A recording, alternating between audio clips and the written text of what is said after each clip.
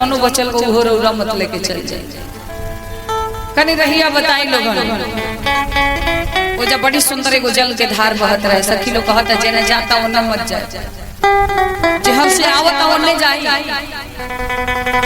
कहीं की साधारण जल नहीं हो।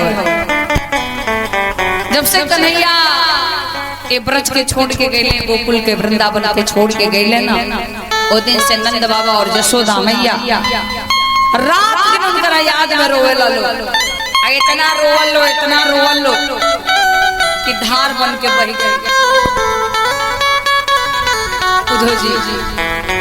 उधो जी दुआरी पर चलल वाली सखी लोग दौड़ल गए, जाके सूचना दे को मेहमान आइल बा मथुरा से, बड़ा भव्य स्वागत। लेकिन नंद बाबा और जसोदा मैया के आंसू और तेज हो गए, कम नहीं खे भइल। उधो जी कनी इतना प्रेम, इतना दिन हो गए कन्हैया के गैला भुलाई लाई। नंद जी और जसोदा जी कहल रहे उधो जी अभी हमनी में कहां प्रेम बा, तनिको प्रेम रहे तो हमनी के उनकर वियोग में जियबे ना कर। अगर प्रेम देखे के बाद तो चल के देखियो गैयन के, गैया जल्दी घास नहीं खा ले, जोने गैयन के कन्हैया चरावत है। ई पूरा ब्रज के पत्ता पत्ता रोवेला, सब ग्वाल बाल सब रोवेला। गौशाला में लेके गए जसोदा मैया, उधो जी के जाके देखा तनी का तो सगरे गैयन के आंख से आंसू गिरत। ई प्रेम हवे जी। मोहन बसेला तू हमरे परनवा में, रो रो राधिका पुकारे मधुबनवा में, रो रो राधिका पुकारे मधुबनवा में। मोहन बसेल तू हमरे परनवा में, मोहन बसेल तू हमरे,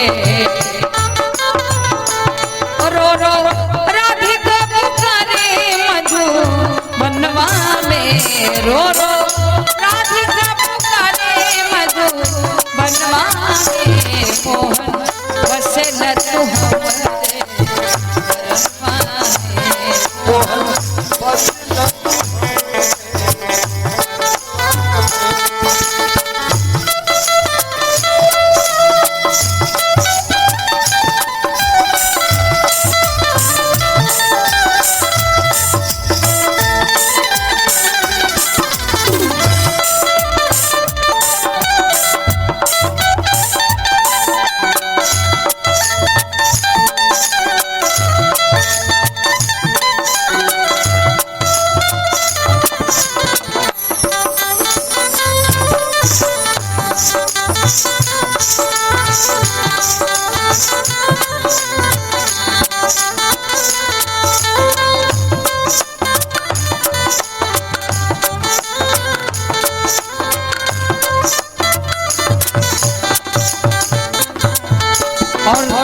यशोदा मैया कहत नहीं है उधो जी, रोवे ले ग्वाल बाल, रोवे ले गैया,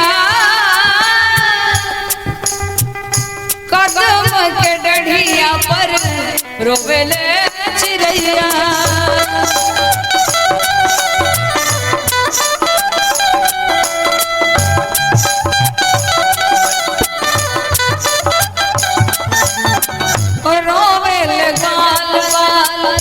रोवे ले गैया, कदम के डढ़िया पर रोवे ले चिड़ैया, कदम के डढ़िया पर रोवे ले जसोदा मैया, रोवे ले जसोदा मैया। रोज तू सजावे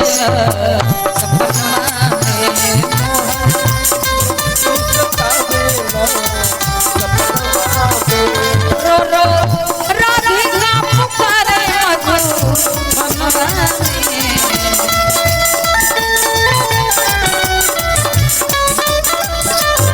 मोहन बसेल तू हमरे परनवा में मोहन बसला तू हमरे परनवा में मोहन बसला तू हमरे परनवा में।